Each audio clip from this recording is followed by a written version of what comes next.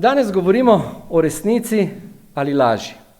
Kaj Sveto pismo imenuje resnica in kaj Sveto pismo imenuje laž? Ali poznamo ozadje ene zgodbe, ki je bila upodobljena na sliki francoskega slikarja in kipara Jean-Léona Gérôma iz leta 1896. Ta slika nosi naslov Resnica, ki prihaja iz vodnjaka. Legenda pravi, da je bila podlaga slikarju Géromu zgodba, ki jo je slišal. Ta zgodba pa nekako gre takole. Nekega dne sta se srečali resnica in laž. Dober dan, je rekla laž. Dober dan, je odgovorila resnica. Lep dan, je rekla laž. Resnica je pogledala ven, da bi se prepričala, ali je to res. In bilo je res. Lep dan, je rekla resnica. Še lepše je jezero, je rekla laž. Resnica je pogledala proti jezeru in videla, da je laž povedala resnico in prikimala. Laž je stekla v vodo in rekla, voda je še prijetnejša, zaplavajva. Resnica se je s prsti dotaknila vode, voda je bila prijetna, topla, zaupala je laži. Obe sta si slekli obleko in mirno plavali. Čez nekaj časa je laž šla iz vode, se oblekla v oblačila resnice in odšla.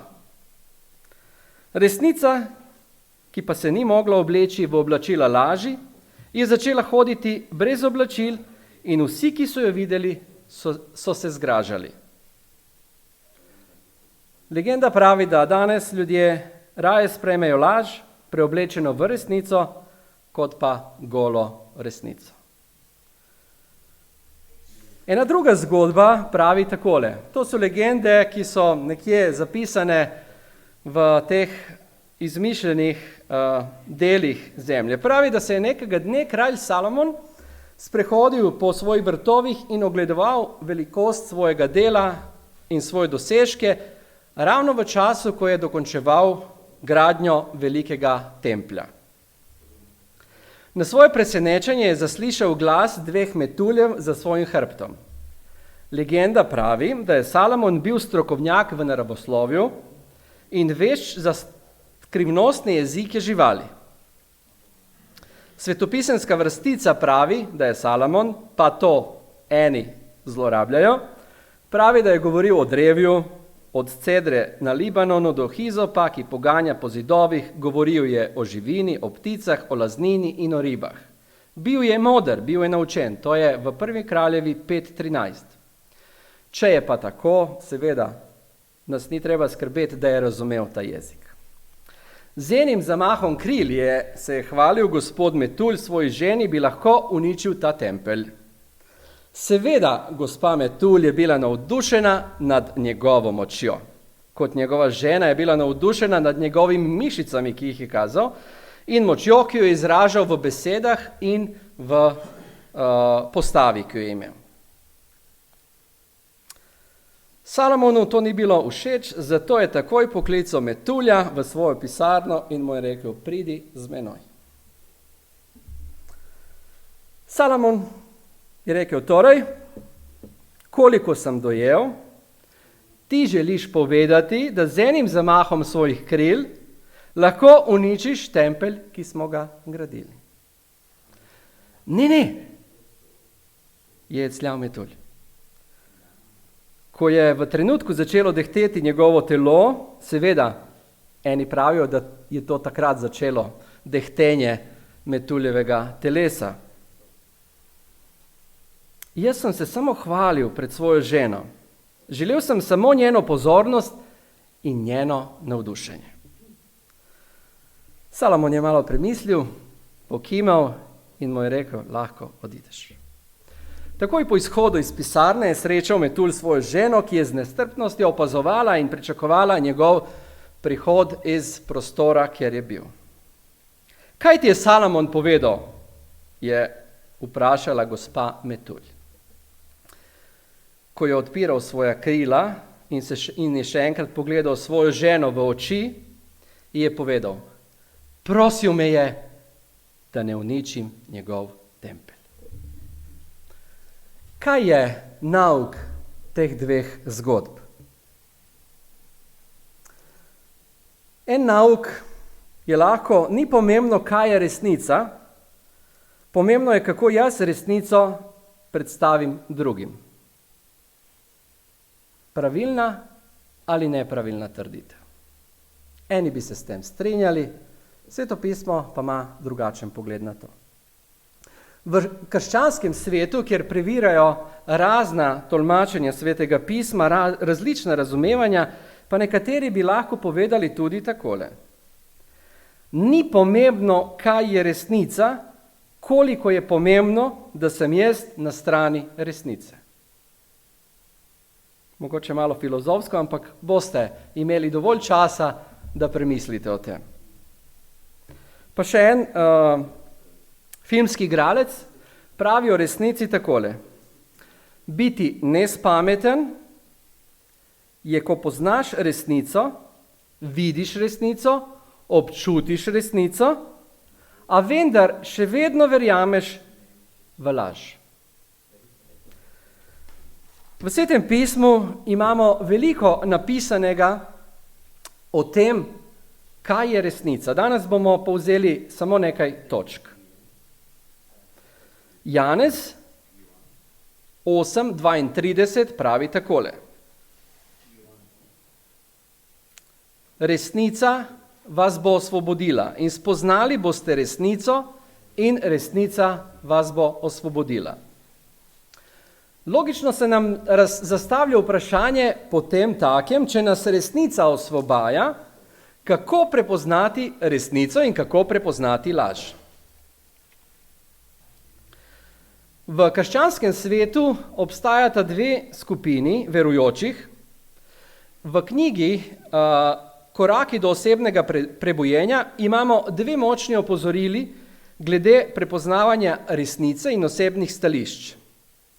Torej, usmerjena, v katero stran se obračamo. Konzervativno mišljenje, poznavanje resnice je mesenost kristjana, ki se nagibajo k kritiziranju. Sveto pismo pravi, da to ni dobro. Čeprav moramo govoriti o božjih dobrih napotkih, bi se morali hkrati zavedati, da so bistvena sprememba zgodi samo, če bo prišlo do spremembe osebe od znotraj, ne pa od zunaj.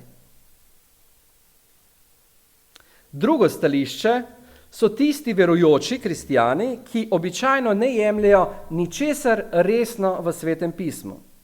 Prilagajajo se posvetnim metodam, uporabljajo posvetne metode in tudi tako vrsto metod Bog nikakor ne more blagosloviti. Torej, lahko nekdo sklepa, da je pol biti med konzervatizmom in liberalizmom dobro. Vendar temu ni tako. Sveto pismo ima popolno načelo o tem, ko govori, kaj je resnica. V pričevanju za cerkev, 6. knjiga, se pravi 6. knjiga iz leta 1901, stran 370, pravi eno zelo zanimivo stališče oziroma načelo. Gospod zdaj ne dela zato, da bi pripeljal veliko ljudi v resnico, zaradi vernikov, ki niso nikoli bili spreobrnjeni. In tistih, ki so bili nekoč spreobrnjeni, vendar so se oddaljili ali pa odpadli. Kakšen vpliv bi imeli ti neposvečeni verniki, torej meseni kristjani ali pa liberalni kristjani na nove ljudi, ki spoznavajo ljudi? Če bi se ponižali pred Bogom in bili vljudni, nežni, sočutni, bi bilo 100 spreobrnitev tam, kjer je sedaj le ena, spreobrnitev v resnico. In potem pridemo do prve resnice. Jezus pravi, Janez 17:3, to pa je večno življenje, da poznajo tebe, edinega pravega Boga, in katerega si poznal Jezusa Kristusa. Poznati ima v Svetem pismu globlji pomen, kot pa samo o nekom nekaj vedeti. Pomen v Svetem pismu poznati pomeni popolno, vzajemno, ljubečo izročitev in sodelovanje z nekom, kateri ti je blizu. In to resnico Sveto pismo imenuje Sveti Duh. Vpliv Svetega Duha na človeka spreminja človeka od znotraj, ne pa od zunaj. V zadnjem času se veliko ukvarjamo s tem, ali koronavirus neposredno govori o Jezusovem prihodu. Seveda govori. In marsikaj bo še govorilo, dokler Jezus ne pride. Sveto pismo pravi, da se bo veliko tega dogajalo v tem času. Ko so učenci vprašali Jezusa v Matejevem evangeliju, v 25. poglavju, v 3. vrstici, povej nam, kdaj bo to in kakšno bo znamenje tvojega prihoda in konca sveta. Kaj bo? Kako bomo prepoznali? Nekateri pravijo, da je to virus, da je to kuga, da je to čipiranje, da je to neko znamenje. In veliko tega imamo, ko si človek razlaga, kaj vse to je. A vendar Jezus preprosto odgovori. 4. vrstica. Glejte, da vas kdo ne zapelje. Ne premoti, pravi Hraska. Matej 25:4. Jezus prevaro ali neresnico omenja kot prvo znamenje njegovega prihoda. Opozorilo ni namenjeno tistim, ki ne poznajo Jezusa, ki ne poznajo Boga, ki ne poznajo Svetega pisma. Opozorilo je namenjeno tistim, ki to poznajo. Glejte, da vas kdo ne zavede. Z različnimi znaki, z različnimi znamenji. Vsa ta znamenja so dobra, ampak niso pa center našega dogajanja. Apostol Pavel je napisal o Satanovih dejavnostih v času konca nekako takole. V 2. Tesaloničanov, v 2. poglavju, od 10. do 12. vrstice beremo.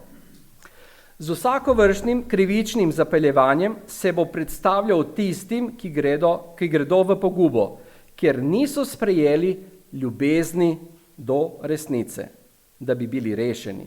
Zato jim Bog pošilja delovanje blodnje, da verjamejo laži, tako bodo obsojeni vsi, ki niso verjeli resnici, temveč so pritrjevali krivičnosti. Ljubezen do resnice je drugi korak. Se spomnite še prvega? Jih bomo ponovili pol na koncu. Tretji korak je, da ne podpiramo laž. Zato, ker bomo, če podpiramo laž, obsojeni. Kako dobimo resnico? Kako najdemo resnico? Kako spoznamo resnico? Jezus pravi, spoznali boste resnico, če v vas živi in je nastanjen, ne samo da trka, ampak je nastanjen v vašem srcu Sveti Duh. Rimljanom 5:5 pravi, da ljubezen v našem srcu izhaja iz Svetega Duha. To ni od nas, ampak je to, kaj pravi Sveto pismo? Dar Božji. Efežanom 3:17 pa nam pove, da smo po Svetem Duhu ukorenjeni in utemeljeni v ljubezni. V Janezu 16:13 se Sveti Duh imenuje kot Duh resnice, kot Duh tistega, ki te prepričuje v tisto, kar je prav. To jasno kaže, kakšen mora biti duhovni kristjan. Ali imamo danes težave z ljubeznijo do resnice? do Božje besede, do preroških spisov, do razlaganj Svetega pisma. Veliki spopad iz leta 2014, stran 39, pravi takole. Samo tisti, ki marljivo proučujejo Sveto pismo in ljubijo resnico, bodo obvarovani velike prevare, ki bo zasužnjila ves svet. Ali je Božje ljudstvo danes tako trdno utemeljeno na njegovi besedi, da se ne bo zanašalo na svoja čutila? Naslednja stvar, katera nas pripelje do tega, kako prepoznamo resnico, je ta, ali v svojem življenju delujemo po čustvih ali po razumu, ki nam govori iz Svetega pisma oziroma po Svetemu duhu. V knjigi Razodetje imamo ves čas dve stvari, o katerih nas opozarja apostol Janez. V 13. in 16. poglavju sta resnica in laž ključni besedi, ki se nekako prerivajo med sabo. Ampak resnica je tista, ki te osvobodi. Celoten opis zadnjih dogodkov v Razodetju je opisan kot Satanovo prizadevanje zavajanja celotnega sveta. Beseda prevara je osrednja v teh 13. in 16. poglavju. In če razmišljamo o tem, da si Satan prizadeva tako močno prevarati ljudi, tako močno izpeljati ljudi ven iz tistega, kar poznajo, lahko razumemo, da je zelo potrebno razumevanje in modrost, ki se jo dobi od Boga. Modrost in razumevanje pride edino po poznanju resnice. In kdo je ta resnica? Sveto pismo to resnico imenuje jagnje. Značilnost vernih je, da sledijo jagnjetu. Njihov poudarek je na Jezusu Kristusu. Vsi drugi, kot jih imenuje Janez, strahopetci, neverniki, pokvarjenci, ubijalci, nečistniki, čarovniki, malikovalci in vsi lažnivci bodo dobili svoj delež v čem? V smrti. To je druga smrt. To ni ustrahovanje, to je opozorilo, katero da Sveto pismo. Razodetje 21:8. Kdo je sledilec laži? Strahopetec, nevernik, pokvarjenec, ubijalec, nečistik, čarovnik. In lahko bi naštevali še in še. Apostol Pavel piše Timoteju, prišel bo namreč čas, ko nekateri ne bodo prenesli zdravega nauka, ampak si bodo po svojih željah poiskali veliko učiteljev, kjer hočejo ustreči svojim ušesom. Ušesa bodo obračali proč od resnice in zabredli bodo v bajke, v laž. 2. Timotejev, 4. poglavje od 3. in 4. vrstica. Priče smo, da smo bombardirani z vsemi možnimi informacijami, kjer je težko ločiti resnico od neresnice. Vsakdo od nas ima svoje določeno mnenje. In vsakdo od nas, hote ali pa nehote, želi učiti in podati svoje stališče glede nečesa. Vprašanje, ki se zastavlja za vsakega kristjana, ali dovoliš, da te Sveto pismo uči, da se poučuješ. Zelo malo ljudi je pripravljenih se poučevati. Recimo, kje to lahko opazite? Ko je kakšna senzacija, takrat številke ponorijo. Karkoli boste slišali negativnega, karkoli boste slišali kot neko teorijo zarote ali pa kot neko teorijo, ki se ustvarja v skupinah, kjerkoli, takrat številke začnejo rasti, zanimanje raste. Ko pa je resnica, ki je zapisana v Svetem pismu, tako enostavna za brati, takrat pa nekako si ljudje ne želijo slišati tistega, kar jim Bog želi povedati.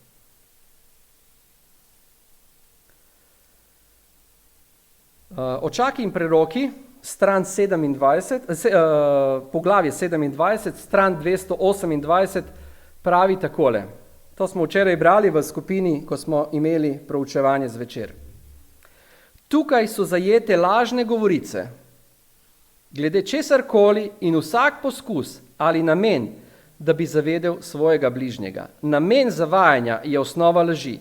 Lahko je laž z bežnim pogledom, gibom roke, izrazom obličja povedana enako učinkovito, kakor z besedami. Torej, ali lahko živiš v laži ali pa živiš v resnici. Vsako namerno pretiravanje, vsak namig ali šepet, s katerim želimo izzvati zmoten ali pretiravan vtis, celo izvaja izjavo o dejstvih, ki so povedana zavajajoče, je laž. Ta predpis prepoveduje vsak trud, da bi prizadeli sosedov dober glas z napačnim predstavljanjem ali zlobnimi ugibanji, z opravljanjem ali s prenašanjem izmišljotin. Celo namerno zamolčanje resnice, zaradi česar bodo drugi prizadeti, je kršitev 9. zapovedi. Lažne govorice. Česarkoli in vsak poskus ali namen, da bi zavedel svojega bližnjega, je laž. In verjamem, da vsi mi, ki smo danes tukaj, ne živimo v takšni laži. Skrbno preizkujte sebe in boste videli, ali je resnica, ki ste jo sprejeli, postala vaše trdno načelo. Ali Kristus obstaja v nas, tudi takrat, ko odidemo z tega prostora. Ali z vero varujemo vrata svojih ust, ali z vero varujemo dejanja svojih rok, ali s srcem in mislimi razumom varujemo naše misli, da ne tavajo predaleč. Ali v vašem srcu sočutje, ljubezen do tistih, ki niso nekako tako vam blizu? Ali si goreče prizadevate, da bi čim bolje razumeli resnice svetih spisov, da bi vaše prižgane svetilke svetile drugim? Odgovore na ta vprašanja in veliko takih vprašanj lahko date sam, vsak v svoji duši. Naj bodo vaše besede začinjene z vrlino milosti, svojo krščansko vzvišenost pa pokažete svojim obnašanjem povsod. Navdihnjena pisateljica Ellen White je zapisala načelo, ki vendar ne velja samo za novo leto, ga je pa uporabila za novo leto. Svetopismo je eno veliko načelo, ki se uporablja vsak dan, ena velika resnica. Ona pravi takole: pričelo se je novo leto. Kaj je z vašim krščanskim življenjem zapisano v nebeških knjigah o preteklem letu? Tukaj lahko rečemo, kaj je včeraj bilo zapisano v knjigah, ki jih Bog zapisuje, oziroma angeli. Poziva vas, da se nad vse goreče, brez odlašanja, predate Bogu. Ali so bila vaše srce in čustva razdeljena? Predajte jih popolnoma Gospodu. Naj se vaše življenje v nastopajočem letu ali pa v nastopajočem dnevu razlikuje od prejšnjega, v boljšem, ne v slabšem. Ponižajte se v svoji duši pred Bogom, človeku, ki stanovitno prenaša preizkušnjo, kajti ko bo postal preizkušen, bo prejel venec življenja, ki ga je Bog obljubil njim, kateri ga ljubijo. Zavrzite vsako pretiravanje, pretvarjanje in vsako izumetničenost. Bodite preprosti in naravni, bodite resnični v vsaki misli, v vsaki besedi, v vsakem ravnanju in imejte v ponižnosti drug drugega za boljšega od sebe. Vedno se zavedajte, da se mora moralna narava vedno krepiti z nenehno budnostjo in molitvijo. Vse dokler boste svoj pogled usmerjali k Kristusu, boste varni. Od trenutka, ko boste mislili na svoje žrtve in težave, ko boste začeli pomilovati sami sebe, boste izgubili svojo oporo v Bogu in se izpostavili veliki nevarnosti in laži. Pričevanja za cerkev, 4. zvezek, 521. navedek in 522. Satan si vedno prizadeva pripadnikom Božjega ljudstva vzeti pogum, da bi se njihova vera omajala. Na vse možne načine si prizadeva vnesti dvom in nezaupanje v stališča, vero, v namene tistih ljudi, na katere je sam Bog položil breme odgovornosti za svoje delo in ki to goreče opravljajo in so opravljali. Čeprav je tolikokrat onemogočen, stalno obnavlja svoje napade, dela po njih, ki trdijo zase, da so ponižni in Boga boječi, ki so navidezno zainteresirani za sedanjo resnico in navidezno verjamejo vanjo. Zagovorniki resnice pričakuje ostra in težka nasprotovanja od odkritih sovražnikov, pa še zdaleč ni tako nevarno, kot so skrivna sumničenja do tistih, ki menijo, da lahko z vsako pravico iščejo napake in omenjajo zaupanje v vsakršno delo božjih služabnikov, vključno s Svetim pismom.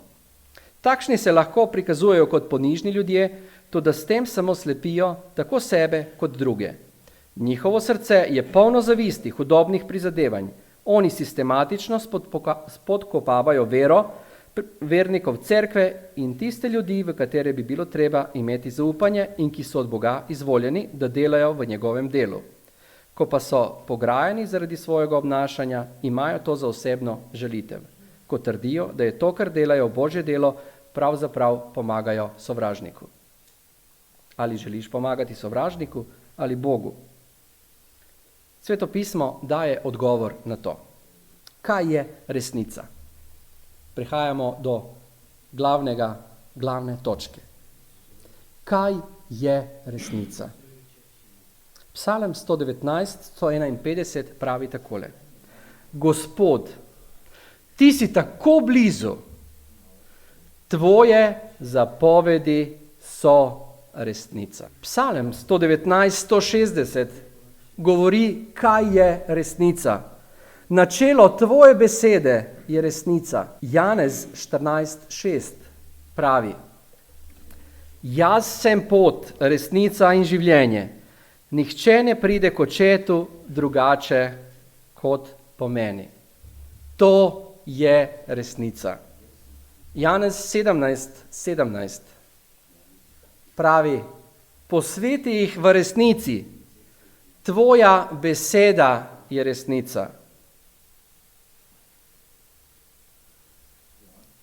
Galačanom 2:5. Vendar se jim nismo uklonili niti za trenutek, da bi med vami obstala resnica česa. Kaj je resnica? Tukaj pravi resnica evangelija. Kaj pa je evangelij? Veselo sporočilo, da Jezus, ki je bil Bog, je prišel na to zemljo, umrl, vstal iz mrtvih in opravlja službo sprave. To je resnica evangelija. Mogoče se bomo nekega dne sramovali zaradi naših praznih pogovorov, zaradi napisane ali izgovorjene besede, zaradi našega ravnanja do bratov in sestra, do naših bližnjih. Kakšno pričevanje imaš ti in jaz? Ali s svojimi nastopi ponujam resnico ali laž? Nekega dne bom moral dati odgovor za to. Kakšno pričevanjem puščam za sabo? Če se nepremišljeno ukvarjam z izterjavo pravičnosti, o kateri zelo pogosto lahko govorimo, bodisi v človeški družbi, v politiki, v državi, lahko nas določeni vetrovi, ki pihajo z vzhoda in zahoda, z juga in severa, pripeljajo v takšno stanje, da nas odpihne, bodisi kot posamezniki ali pa kot skupine. Sveto pismo pravi, da samo tisti, ki ostanejo trdno ukoreninjeni v Božji besedi, v ljubezni do Boga, do resnice, ostanejo s Kristusom. Apostol Pavel pravi takole v 2. Timoteju 1:12. Zato tudi vse to trpim, a me ni sram, ker vem, komu sem veroval in prepričan sem, da more zaklad, ki mi ga je zaupal, obvarovati do tistega dne. O kakšnem zakladu govori? O zakladu 100, 200, 500 kilogramih zlata, o biserih, o velikih hišah, o premoženju? Ne, apostol Pavel pravi o veri, zakladu vere, ki mi ga je Bog dal po Svetemu Duhu. Pavel verjame, da je med njim in njegovim Gospodom, Jezusom, zelo tesen odnos. Apostol je prepričan, da je čisto duhovno zaupanje zgrajeno iz resnične vere, katero on ima do Boga. Prepričan je, da mu Gospod v skladu s svojo obljubo in njegovim pričevanjem, kakor je zapisano tukaj, se pravi zaupal, da mu bo prineslo usmiljeno nagrado, ko pride dan Jezusovega drugega prihoda. Dragi brat, draga sestra, dragi prijatelj, dragi kristjan, vsi, ki poznate Sveto pismo, katero sporočilo najdeš v Svetem pismu? Kakšno vrsto resnice najdeš v Svetem pismu?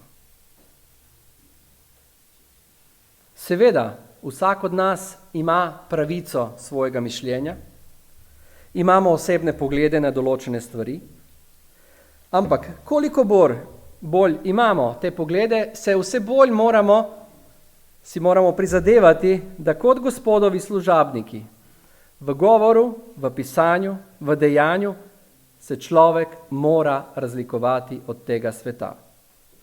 V čem se moramo razlikovati? Sveto pismo je zelo jasno. V ljubezni do Božje besede, to je Sveto pismo, in v ljubezni do Boga. Do spoznanja, kaj je Jezus storil zate in zame.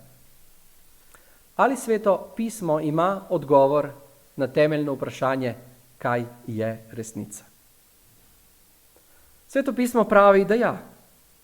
Luka 11, 9-13 v ekumenskem prevodu in v hraski pravi takole. Tudi jaz vam pravim, prosite in vam bo dano, iščite in boste našli, trkajte in se vam bo odprlo, kajti vsak, kdor prosi, prejme in kdor išče, najde in kdor trka, se mu bo odprlo. Kje je med vami oče, ki bi ga sin prosil kruha, pa mu bo dal kamen?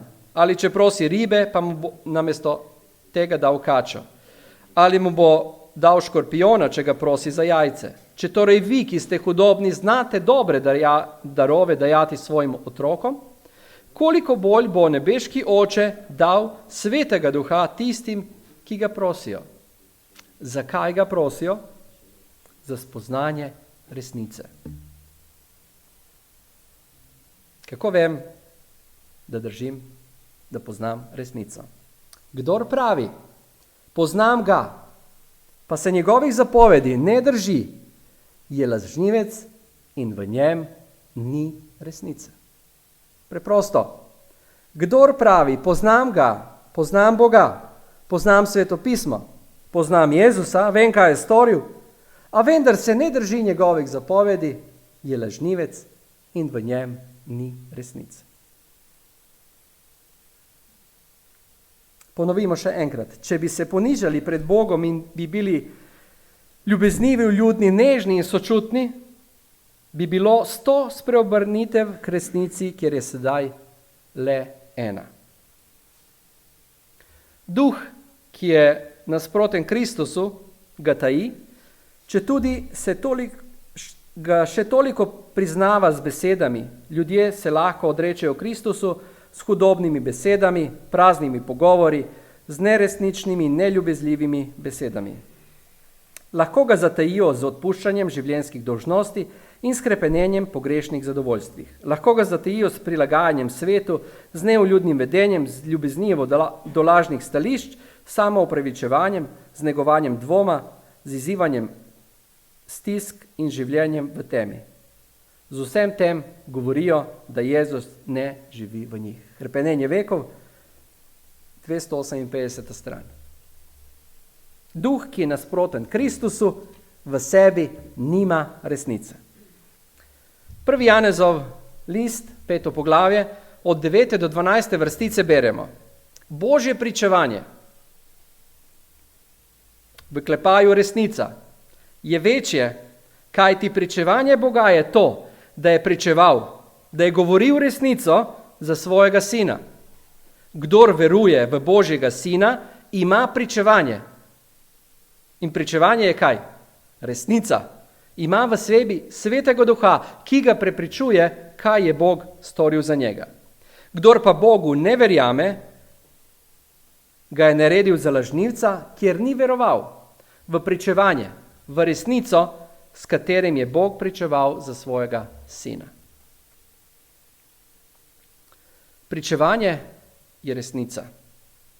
Pričevanje resnice je v tem, da nam je Bog dal večno življenje in to življenje je v njegovem sinu. Kdor ima sina, ima življenje. Kdor nima Božjega sina, nima življenja. Ali pričuješ za Jezusa? Ali pričuješ za Jezusa svojim življenjem? Resnice ne moremo povedati, če jo ne poznamo, če resnica ne živi v nas. A kako pogosto vnaprej ustvarjena mnenja, predsodki, nepopolno poznavanje in napake v ocenjevanju, prepričljivo, pravilno razumevanje zadev, s katerim se ne srečujemo, ne moremo govoriti resnice, če našega uma ne vodi On, ki je resnica. Če v tebi in v meni ne prebiva Sveti Duh, ki nas pelje v resnico, v razumevanju Božje besede, v razumevanju Božjih načel, nimamo Boga v sebi. Živimo v neresnici. Torej, ponovimo nekaj ključnih zadev, o čem bomo lahko razmišljali danes popoldan. Kdor pravi, poznam ga, pa se njegovih zapovedi ne drži, je lažnivec in v njem ni resnice. Potem, resnica je evangelij. Božja beseda je resnica. Vse Božje zapovedi so resnica. Načelo ljubezni, odnosa med brati, med tvojim bližnjim in teboj je resnica, katero pričuješ. In ne nazadnje, Jezus pravi, jaz sem pot, resnica in življenje. Bodi resnica. Amen. Naš dragi Oče nebeški, hvala ti, ker v Svetem pismu se nam razodevaš, takšen kot si. Tvoja pravičnost, dragi Gospod, nima meja, ki bi jih lahko mi razumeli. Samo v ponižnosti in pripravi po Svetemu Duhu lahko dojamemo tiste osnove, o katerih ti govoriš. Dragi Gospod, veliko se nam razodevaš. Tisto, pa kar je osrednje, je tvoja žrtev Jezusa Kristusa na križu. Je žrtev, ki jo je Jezus storil za nas, da bi lahko bili odrešeni. Zato te prosimo, da verjamemo, zaupamo tej resnici. Zaupamo Jezusu Kristusu, ki je pot, ki je življenje, ki je resnica. Dragi Gospod, tako kot smo prosili, te prosimo za moč Svetega Duha, da deluje na nas, da ne bomo prevarani, da ne bomo v zmoti, ampak da sledimo, dragi Gospod, besedi čiste resnice. Tista resnica, ki nas prepričuje, kdo smo in kakšen namen imamo. Dragi Gospod, prosimo te, da smo ponižni v odnosih med seboj, v dobrih dejanjih, v ljubezni. Dragi Gospod, prosimo te, da naše besede potrjuje naša dejanja, da naš odnos med seboj govori o tem, da smo tvoji. Dragi Gospod, ti si obljubil, povedal si nam, da v času pred tvojim prihodom bodo združeni vsi tisti, ki želijo sodelovati v tem velikem pričakovanju tvojega drugega prihoda. v tej ljubezni do tebe.